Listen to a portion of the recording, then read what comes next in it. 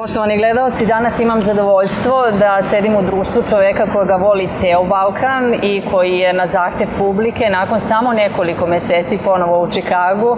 Gospodin Halid Bešlić, dobar dan i dobro nam došli. Dobar dan, lijep pozdrav iz hotela Holiday Inn. Holiday Inn. Holiday Inn. Kako ste, Halide? Dobro, upravo sam adaptiran se malo na klimu, na vrijeme ovdje. I na vremensku razliku, da. Malo sam više spavao, odmorio se dobro, pa bit će, nadam se, već raz dobra svirka. Ponovo ste nam u Americi, evo samo nakon nekoliko meseci. Pa jes, bilo je veliko interesovanje, bila je velika potreba, pa smo odlučili da Chicago ponovimo, dok samo 3 svirke još koje ću svirati nismo radili, to je San Jose, Detroit i Dallas. Tako da je jednostavno bila potreba, mada ja sam htio da ekipa oko mene i ljudi su više insistirali nego ja da dođemo, ali uglavnom sve u svemu došli smo i da se ponovo družimo I jedva čekamo. Da zapjevamo koju. Ono što mene zanima, vi od 79. godine neumorno radite i nestajete bukvalno. Iza vas 19 albuma, 2 albuma uživo, mnoštvo koncerata, više ne Evo upravo sad da prekinete, sad ovamo čekam posle razgovora, pijemo kafu, je došao Mića Radovanović, koji je čovjek koji je prvi meni svirao prve moje 3 singlice. Dakle, bio orkestar Mlade Sarajlije, zvao se tada, koji je vodio Mića. 79. Grešnica, jel? Pa i Grešnica i Ne budi mi nadu, Sjedi starac, tako te pjesme. To je sve svirao Mićo, evo ga, on živi u Chicagu ovdje, pa upravo sam sad njih pozdravio i došao da s ovom pričam. Otkud vam snaga? Šta je to što vas tera napred? Šta ja znam, jer sam, ima jedna narodna koja se ja držim, ne fetaj se u kolo da igraš ako ne možeš igrati. Znači, kad se prihvatiš posla, radi ga i nemoj kukati. Radi, to je to otprilike. Ja sam u ovom poslu cijelim bićem i kad nešto potkad, dok se ne dogovorim, razmišljam, hoću, neću, a kad pružim ruku, kad kažem to je to, onda idem totalni fokus na to i da se to kako treba odradi. Tu naravno ima faktora dosta koji utiču da nekad ne bude kako mi želimo, ali otprilike 90% slučajeva je sve kako treba. Vi ste čovjek koji je rođen na selu, u prelepoj prirodi, na Romaniji. Tako je. Jeste imali lepo detinjstvo? Pa to je ono, čini mi se što me drži. Vjerojatno, dobro, tad kad sam ja dođen, bilo je život siromašno, znaš. Siromašno, ali bogato duhom. Znači, nas je kao djecu sve interesovalo. Imali smo, škole su bile puno djece. Tako je. Od sportske aktivnosti do muzičkih sadržaja, igranke smo pravili priredbe. Sad, na Romaniji u to vrijeme se nije bavilo muzikom ko se danas bave. Da imaš, recimo, da neko svira harmoniku, da neko svira gitaru, nije toga bilo. Ja sam ti pjevušio, pjevo i ovako sam sebi udarao ritam, udarajući I kad ste se počeli interesovati za muziku? Pa više kad sam došao u Sarajevo u srednju školu, kad sam došao u dom i u školu sam pisao, onda sam pomalo više to aktivirao se i hodajući po gradu, imao sam običaj, kada zavirim nos, tamo gdje nikad ne bi to, da smo bili disko klubovi u to vrijeme koje se otvarali. Dom mladi u Sarajevu, u Skanderiji, sjećam se, bila jedna diskoteka, pa onda bio FIS, pa bilo Sloga, pa onda bilo je opet ovih kulturničkih društava koja su, pune grad bio društava, 4-5 društava koje su bile evropskog ranga. Recimo, Slobodan Princip Celjo, Zijed Izdarević, Proleter društvo. To su društva koja su, tako se ja tu moto pomalo pjevušio. Sad meni je falilo više pjevanja, rada. To sam dobio kad sam otišao u vojsku. Kad sam ušao u vojsku, bio sam u Obrenovcu u vojsci i igrom slučaja bio sam miljenik čovjek kapitana Vlahovića koji je bio zadužen za sport i muziku, za cijeli garnizon. Ja sam njemu otpio jednu crnogorsku, on je Crnogorac bio, jednu crnogorsku pjesmu koju je snimio u to vrijeme Nikola Karadžić. Pjesma se zove Napuni čaše, djevojko lijepa, da se junaci napiju. Ne želi vina, ljepoto moja, za našu staru družinu. Ja sam to otpio ovo da se predstavim, jer je ta pjesma u tom momentu bila hit. I rijetko koja crnogorska pjesma da bude hit, znaš, imaš ti narodne pjesme, one nisu hitovi, oni se sam pjevaju. moja, bilo sunce premilo. Gdje si sinoć spavala? Da li još teče voda ili me niti broda kraj našega nešak izvora? Sada to kad sad ovo, on je sav duše meni kaže ti moraš biti pjevat u garnizonu, da budem glavni pjevač narodne muzike u garnizonu. Jedini je problem ćeš imati što ćeš morati tu pjesmu uvijek pjevati. Tako nije nikakav problem, to je mi problem. I onda sam, sad ja sam njega zamolio da mi da odrešene ruke da mogu da pravim probe kad ja hoću. Da se bendom, da ne moram bend molit, jer nisam ja bio, te sam pjevao one izveo narodu da ja mogu koristiti bend kad hoću. Kad ja kajem, tad proba mora biti. I onda sam aktivirao se, vježbao, taj vojnički sam period dobro iskoristio da se malo u praksi to sve sa bendom osviram pjesme, ritmika da bolje legne ritmika, da bolje osjetim muziku uživo. Jer nisam imao normalnije, nije bilo pjevanja uživo. Samo sam pjevao bez... Jeste posle toga odmah krenuli u kafanu da radite? Onda s vojske kad sam vratio, već sam ja osjetio da ja mogu da uđem u kafanu. Da imam ne u neku gradsku kafanu gdje ima repertoar širi, stilski, nego ovako periferno. Drugo periferno okolo, pa onda dođu u grad. Tako je bilo. Jel se sjećate prvog honorara? Kako ne sjećam? Ja sam pošao sam na selo kući, naišao sam Sokolac i u kafanu tu gdje je bila muzika, čekajući autobus, navečer smo čekali autobus radnički da nas vozi kućama po selima. Sokolac je bilo opština, a mi smo u selima. I društvom sam tu bio i onda su mene zamolili da ja zapjevam koju. Ja sam ustao zapjevo, se gazda oduševio, čiji si, kaže, kad ti ovdje pjevo bilo puno, rekao, ja ću pjevat. Kaže on, a odakle ste rekao tu je, a čiji si rekao, kaže moja čiji si, što rekao, šta je problem? Kaže, šta će stari reći, kad je naša kafana, jer u to vrijeme se gledalo, rekao, ja moram negdje početi. Taj rizik ja na sebe uzeti. Rizik da se stari ne ljuti, ono govori da se njegov otac na njega ne ljuti. Moj otac, to je komšinska priča. I tako se, ja kaže, ako je tako, eno ti, ne moraš ići kući, ostani. I gore nova kuća, bila nova kuća i soba, sve vrhunsko, sve. I ja tu ostanem 2 mjeseca. A muzičari su bili Šapca, znaš, pravi kafanski svirači. I tu sam ja napunio kafanu puno kod Šipice. Bilo je priča, vaki naki, bilo je koji smo podržavali, koji nisu, ali meni je bilo bitno da stičem iskustvo.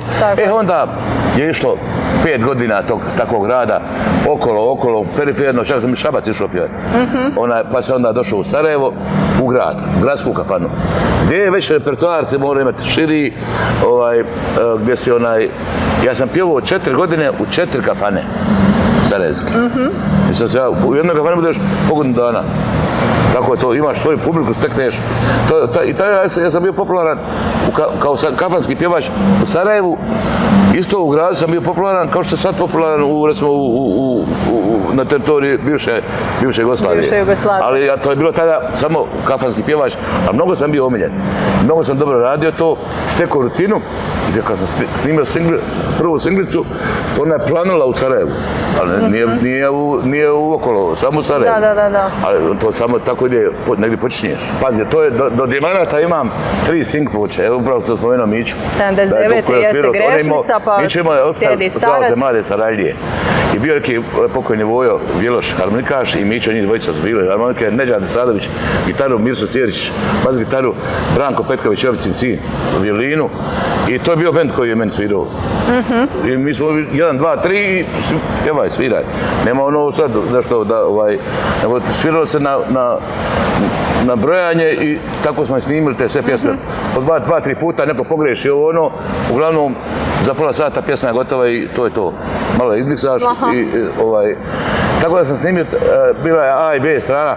Singlice su tada, bilo je mnogo manje truda. Mi te pjesme dobro uvježbavamo. Znači ja sam imao 100 proba sa bendom dok sam ušao u studio. Ali kad uđeš u studio to ide brzo, kad je to navježbano. Sad se mnogo često puta snima, pa uče u studiju pjesmu, znaš, pa to je malo druga priča, ali sad tehnika dozvoljava da se malo igraš s time, jer moraš dio po dio snimat, to je prednost, a i možda i mana. Ne može nikad nešto nakalemljeno biti ko u komadu. Ja kad pjevamo u jednom dahu, otpjevam jednu frazu, u jednom dahu, ona je u jednom dahu. Kad pjevamo iz 2-3 dijela, ona se čuje. Nema te tehnike koja to može za nas koji znamo šta je to. Sve u svemu, to je jedno iskustvo koje se mi je kasnije mnogo valjalo u životu. Ja kad sam, znači onda sam snimio sam u stvari 3 singlice i prvo sam izdao kasetu, a da bi imao kasetu trebalo sam imati 10 pjesama. Ja sam 6 imao na 3 singlice i dodam 4 pjesme s Mićom, se dogovorimo, odemo za 3 sata, mi snimimo 4 pjesme u studiju. Jednom si rekla, nisi rekla, da sam te prijeli.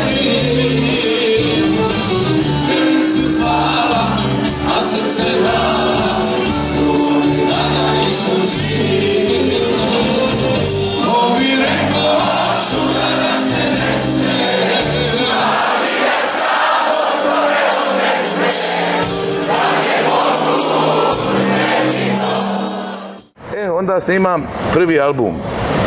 Ta je žena varala me, ta je žena lagala me.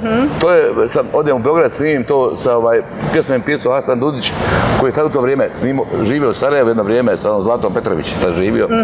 I dolazi, tako smo sarađivali i Nečko Sadović koji je sa mnom svirao gitaru, tu njegove pjesme bile. A odemo u Beograd sa Borom Šiškim, njegov orkestar nam je svirao, jer je Dragan Stojković Mosana svirao kod njega harmoniku. Ali se orkestar zvao Bore Višnjičkog jer je Boro bio šef. I snimim taj album i onda Hanka Paludno, koja je u to vrijeme neprikosnovena, ima turneju u Slovensku. I onda ja joj budem gost na cijeloj toj turneji od Đevđelije do Triglava. Baš smo pjevali i u Đevđeliji i u Triglavu. Znaš, toga se sjećam. Mi smo češljali od 365 dana, 320 smo pjevali. To su koncerti bili, to je tako je bilo. To je Hanka izdržala, njena je to bila studička turneja, ja sam bio mlad, ja pjevam 2-3 pjesme, ne pjevam puno, kao gost. Ona se jednica imala 3 bloka, 2 puta se presvačila, znaš.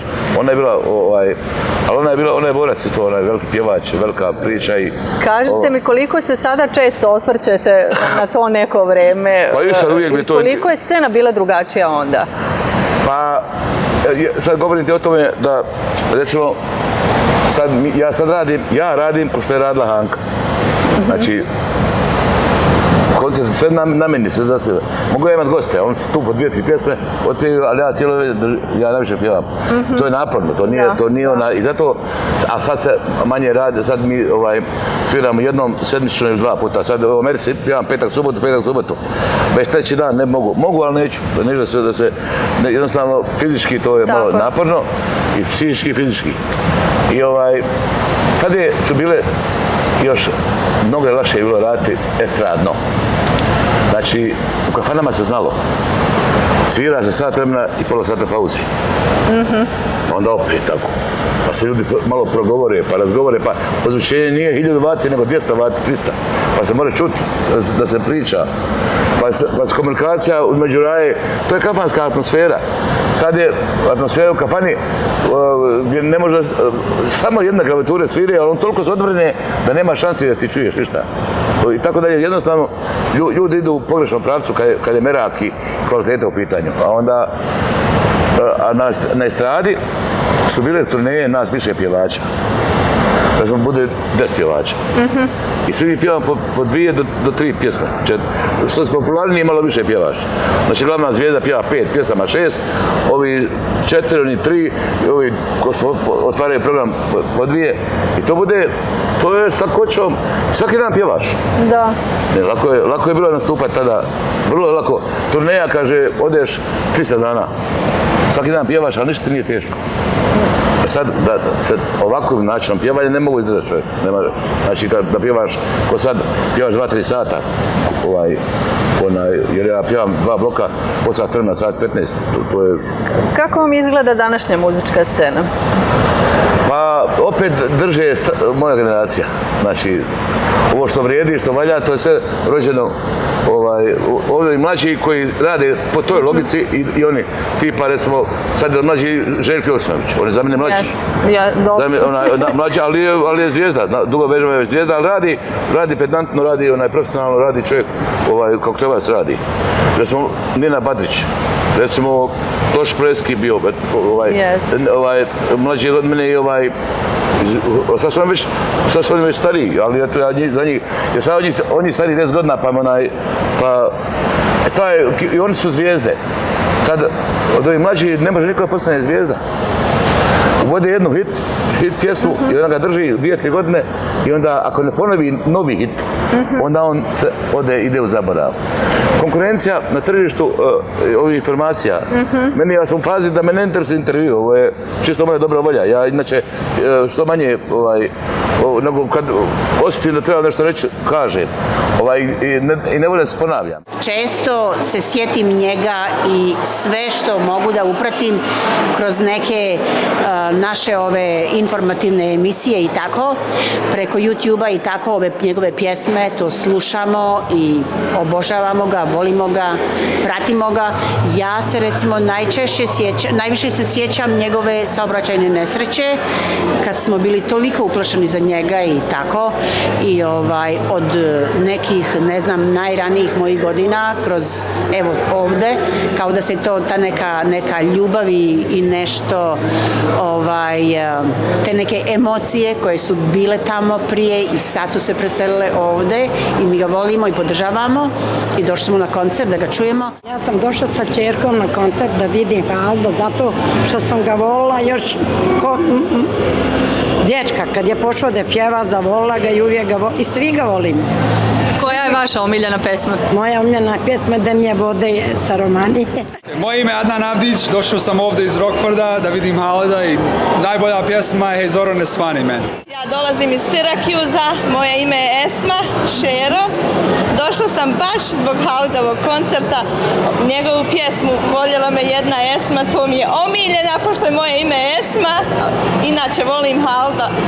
Možda kad sam bila dijete, oko 10 godina, gledala sam ga uživo i više nisam i baš sam poželjela da dođem iz Sirakiuza avionom, da ga na večerašnji spektakl, da uživam, jeste večeras, baš uživam u ovoj predivnoj atmosferi sa predivnim ljudima. Halide, vi ste neko ko se i stilski menjao kroz godine i ono što mene zanima jeste ko je možda najviše uticao na vaš neki razvojni put? Jeste imali negde uzora nekog? Pa to je sarajevska pop-rock scena, znaš, i cijela slovenska scena, pratio sam sve, ali sam živio u Sarajevu kad je družio se s ljudima koji jedna plejada pop-rocka, ljudi i Sevdaha.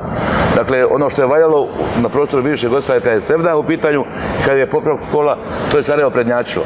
Tu sam bio svaki dan sa njima i onda nismo imali šlagere, da smo Kemal Monteno je bio šlagerski tip pjevača, ali je bio numer uno. Nije mogu sa njim, svi pjevaju, ali kao kad Talijančić zapjeva, to ti je, nema tu. Jer Kemo je, majka mu je Sarajka, otac Talijan. Pa ja kažem, ja baš kad sam govorio, rekao Talijančić, ta talijanska duša, imao je tu muzikalnost koju malo ko ima. I sa njim sam se bio, eto, najviše mi on fali, možda, Sav Tisović, Zajim Mamović, Nedjeljko Bilkić, Hanka Paldum. Davorin Popović. Onda Davorin, kao zaštitnik pop-rock škole. Jer su Indeksi bili možda najkvalitetnija grupa. Da. Svirački i oni nisu robovali popularnost. Oni su pravili nešto što će ostati za vijek. I ostalo je za uvijek. Nije bilo puno, ali tako, eto, onda je bilo, tu ozbiljna je bila scena i u Sarajevo si imao kafana si imao gdje se narodna muzika nije svirala.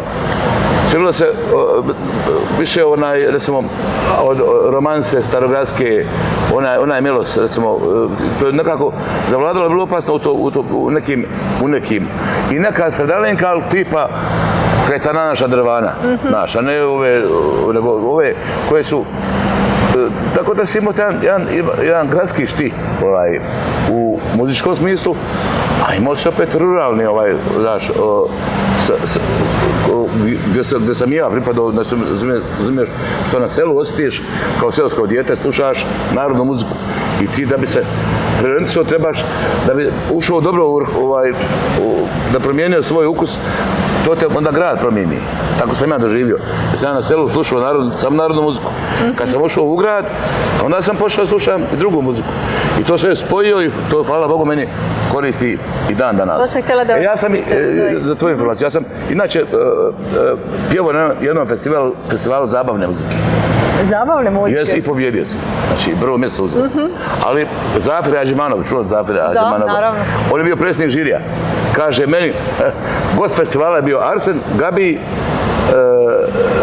Zafir, Senka, Valentalić, Bisare Valentalić i Čobi pokojni, Čobi, Proarte. I ja sam prvo mjesto uzeo, mene Čobi znao da ja pjevam narodnjake, znaš, kaže, i sad mi smo gosti na radiju, ja kao pobjednik, kao predsjednik žirija, Zafir Hadžimanov, i novina nas intervjuše, i on vidio, ja njemu kažem, rekao, Zafir, ja sam ti narodnjak. I ja donio, ta sad snimio prvu singlicu, prva izašla. I evo imam i singlicu, kaže, volio bi da čujem kada je to što ti pjevaš narodnu muziku, kaže, meni ti odlično pjevaš zabavnjake. Kaže, ne bi žaba prvo mjesto uzeo, ja sam kao predsjednik žirija. Pa da je rekao, ti malo nagniješ na narodnjacima, ti si makedonskog nekog porijekla, ja za njega, znaš. Rekao, Hadžimanov, to je meni dole Makedonija, Skoplje, znaš. Bugarska, odakle, ne znam, ja odakle, on ne živi u Beogradu, ali... Mi smo završili razgovor i kaj daj da čujem tu, kad se emisija završila, sam mi, da pusti on, kaže meni, kad ne može ti solim pamet, ali ti si za mene najveća budala ako nastaviš to pjevati. Ti si rođeni zabavnjak. Majke mi, to je živa istina. E pa na konto toga... Rođeni zabavnjak, rekao, moj Zafre, ja sam duboko u toj narodnoj muzici. Ja sad, mogu ja, rekao, ja malo koketiram s tim, koketiram, na nivou koketiranja, a se u životu družim. Evo ja sam na tom, to je bilo u Bosanskom Novom, tamo u festival je bio, kad se otvarao stadion Slobode, fudbalskog kluba. I bilo je 5.000 ljudi, sve je televizija prenosila, radio prenosio i 7 dana smo mi došli prije toga da probe imamo, da radimo. Jer nas je 10 pjevača je bilo sve novi, niko nije poznat bio. I 5 pjevača gostiju festivala. I kad sam završio probu, ja sa Pecom Petejem, Pecom čuo za Pecu Peteja, bubnjara, koji je iz Splita, inače on je bio, to je bio big band, jazz big band iz Zagreba, Ladislav Fidri, Vedran Božić, Peco Petej, i oni su, to je bilo 11 svirača, njima je to, festival njima bio tezga. Plaćena tezga, normalno 7 dana, prije toga probamo, probe, svaki dan prije podne, poslije podne. I kad završi se proba, onda oni sjedu u njih, 11 svirača. Svi promijene svoje instrumente. Znači, ako Peco je svirao bubnjeve, pređe za klavir. Onaj gitariste pređe na... Svi promijene instrumente, to im je bio džir. I ovi svi odu i onda oni počnu džez da sviraju. I ja slušam, kaže Peco meni, kaže, ti ćeš kaj biti zvijezda. Što? Kako se to zaključio? Kaže, pa vidiš svi ovi pjevači su otišli, kaže, a mi slušamo, ovo je najljepše što se mora čuti, kaže, ovo ne možeš da čuješ svakde. A ti slušaš, kaže, ja te snimam, kaže. Možda i to ima, možda ima i to. A ja volim jazz muziku, volim da slušam, nisam volim svu vrstu muzika. Ali čak i ozbiljnu muziku. Ali vas i slušaju ljudi koji nisu samo iz narodnjačkog Pa vjerojatno vjerojatno upijanje svih vrsta muzika dade neki rezultat. Ja ne mogu da kažem da sam ljubitelj veliki džeza, ali ga volim čut u takvoj varijanti. Recimo, imam sreću da najveći trubač sa balkanskih prostora koji nikad nikome nije htio svirati ploču. Nego je slučajno došao mene svirao Zlatne strune, pjesma moja, čuvena pjesma. To je Stjepko Gut, koji je prvak Evrope bio. I on nije nikome htio da snima. Njemu on je to...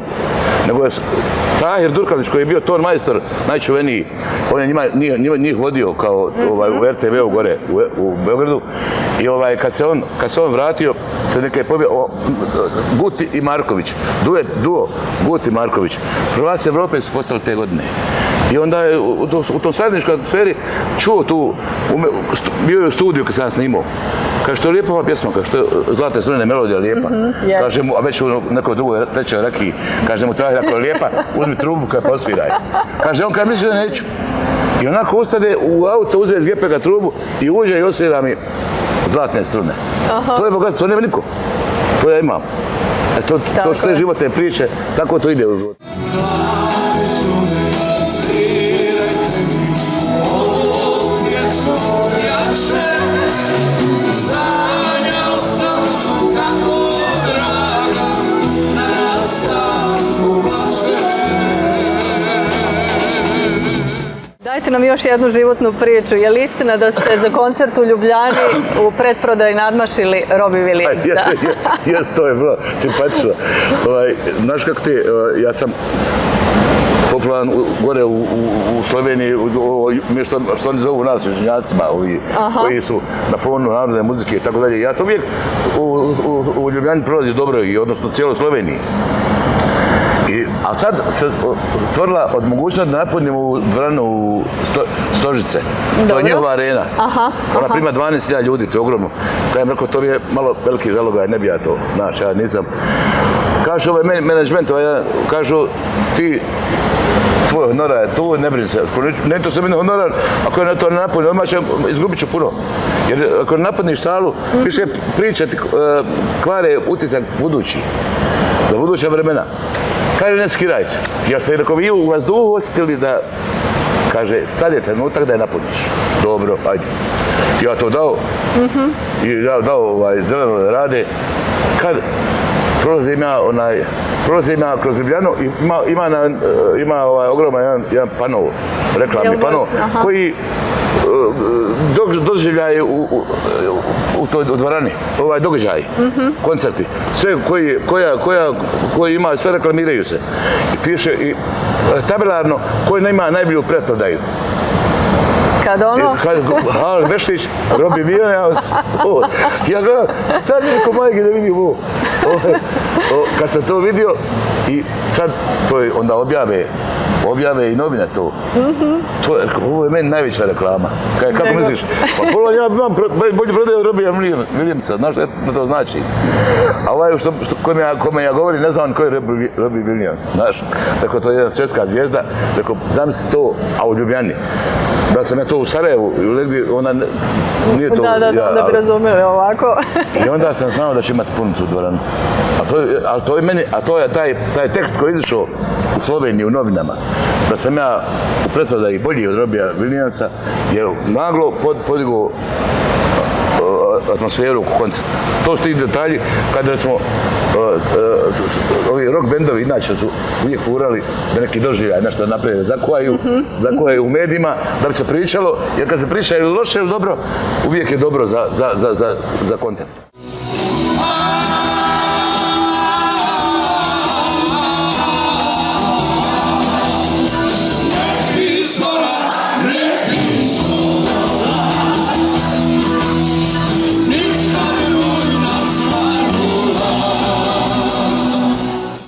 Je li istina da imate najviše hitova među pevačima?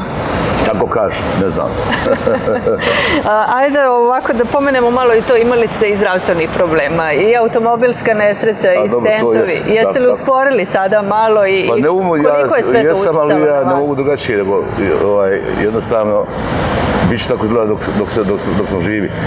Pa dobro, sad imao sam to, hvala Bogu, iza mene je to sve posljedice su ostale, ali dobro je pjevački, nisam ništa, čak sam, dobro bacio sam, tad sam cigare bacio, od tog udesa sam cigare bacio i to mi za pjevanje mnogo znači, jer ja, ako ne pjevam punim glasom, odnosno, ako se u moje pjesme tako, ako je otpjevam kako treba, ja ću pjevat dok li bude mogu je pjevat kako treba. Čim je dosti da to ne mogu pjevat kako treba, znači karijera je gotova.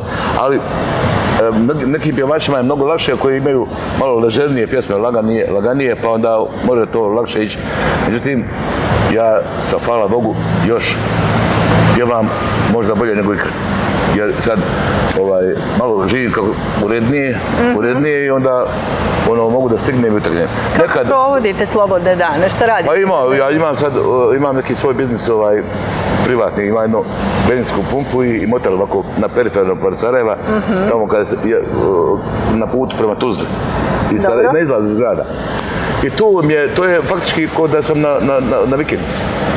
Imam jedan lijepi plac, rijeka teče kroz to, znaš, plac i imam tu, moj ti običaj da ustanem, malo kasno ustajem, uzmem novine i ko nekad, ovaj rad, listam. Kaže, meni ima, pa rekao ima, ali nije isto kad ja to. I onda na kraju ispunim štenicu, to mi je kao neki hobi. I onda razbistrim glavu i tu mi dolaze, tu zakazuju zastanke. Ko će da me vidi, dođu tamo, to je malo van grada, to je, doduše nije daleko, koji liđa samo u drugom pravcu. I provedem to cijeli dan, navečer se vraćam u grad. Navečer u grad, se vraćam i u grad, imam stan, tamo stanujem, spavam, ali to me odmara. Ja sam faktički, onda imam na Romaniju, odem blizu, to je blizu u pravcu moje kuće. Dobro. Pa i produžim nekad do kuće, odem. Uglavnom sve to priroda, ima par restorana na tom putu, ode se tamo i nekad nekom dolazi, ja svu raju navigiram da dođu tamo da se tamo družimo. Jer mene grad više zamara. U gradu je trka, zbrka,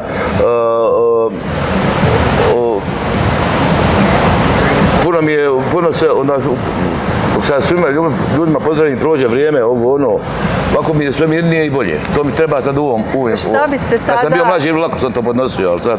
Jeste. A šta biste sad iz ove perspektive rekli onom mlađem Halidu? Pa šta bi? Ne znam. Mislim da je moralo tako da bude. Kako je to bilo, kako se živilo. Ja sam sve živio, ne znam nešto specijalno mogu da... Mogao bi da sam znao da se baviti ovim poslom. Možda bi sam se trebao više obrazovati u muzičkom smislu. Znači, imam manu jezičku, slabo govorim jezike, što nisam htio da učim kad to. Jednostavno neću, da ne bi ostao u nekoj državi. Znači, ja bez dobro ne mogu. Ja sam u Njemačkoj, imam njemačke papire, ali ja njemačko ne znam nikako, ni to da znam. Ja se borim protiv toga da ne naučim. Mislim što je glupo s moje strane, ali sam da me ne ostavi da živim u Njemačkoj. Znači, to je tvoja priča. I, znači, da sam sad dodao bi da sviram dobro klavir i da dobro govorim engleski i to su sam što mi fali, dvije komponente koje mi fale kao muzičaru, bavim se ovim poslom i čovjek koji putuje da mogu da se lako sporazumijevam. To mi je malo mana, a ostalo sve sam, hvala Bogu, radio po instinktu i po svojim trenutnim mogućnostima. Ne možeš ti tražiti nešto da budeš ako to nisi. Ali ako to možeš i da znaš da je to kako treba, ne treba se zalijetati pa govoriti ja sam to, nisi to, dok ja sam vrijedim onoliko koliko drugi kažu, a ne koliko ja kažem. Samo vrijediš onoliko koliko drugi o tebi kažu.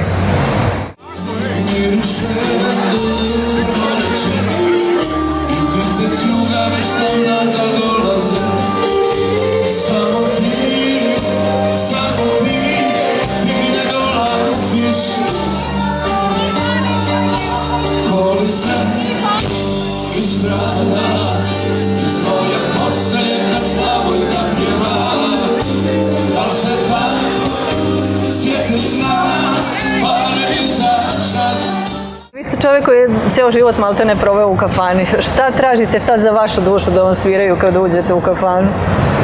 Od momenta do momenta, zavisi koji su. Ja kad slušam svirača, ja znam njihov senzibilitet i znam što oni najbolje mogu da... Ako su to, recimo, oni cigani kafanski, oni pravi, oni vojvođanski, ja znam šta će oni da sviraju. Znam šta će da mi sviraju u Beogradu, šta će u Zagrebu, šta će u Sarajevu, šta će... Ode u Makedoniju, u Skoplje, rekao, dovodimo kafanu gdje neću njene pjesme druge čuti osim makedonske. Ima li takva kafana? I ne da pjeva jedan glas, nego 4 glasa, u 3 glasa, troglasno ili četvrglasno. Znaš, njegove pjesme tako je sve. I Đarovski, ovaj menadžer, mene je odveo u taj lokal, nema samo 2 stola u kafani. Ali taj bend, kaže, evo vidiš, ima kafana, a samo je 2 stola, ali nema ovakvog benda niđe, kaže. Ja sam uživo, pamtit ću dok sam živ tu noć. Sviraju momci, ali prave pravu makedonsku narodnu pjesmu koja je u 3 glasa, u 4 glasa. Svaka pjesma ima višeglasno pjevanje. I oni su većinom u 7 smina u ritmu tome i šta ja znam, ali to je makedonski šti, makedonski sevda. I tako dalje, ima to, imaš, odvedi me u Crnu Goru, daj mi onaj Kseniju Cicvarić i tako, to, znaš. Ili u Beograd, Zagreb, sve znam tačno onaj, šta bi, kako, ne mogu ja tražiti od njega da mi svira nešto što nije njegov onaj, jednom Leo Martin i ja smo bili u Sarajevu zajedno, ja sa njim se družim i dobro smo prijatelji. I sad mi smo odšli, hajmo da još pojedemo ćevape na Čaršiji gore, koje Branke Sobrlić i Paje, tu smo u kafani sjeli i sam dođe čovjek saz, jedan fest na glavi i saz onaj. I svira, da nam odsvira 2-3 pjesme. I sad on svira onaj hajder jadna, derder jadna, hajder jadna, deter jadna, to. I sad Leo sluša, a to ima glasinu, znaš, ja baš njega obožavam kao pjevača. Pa ima ono,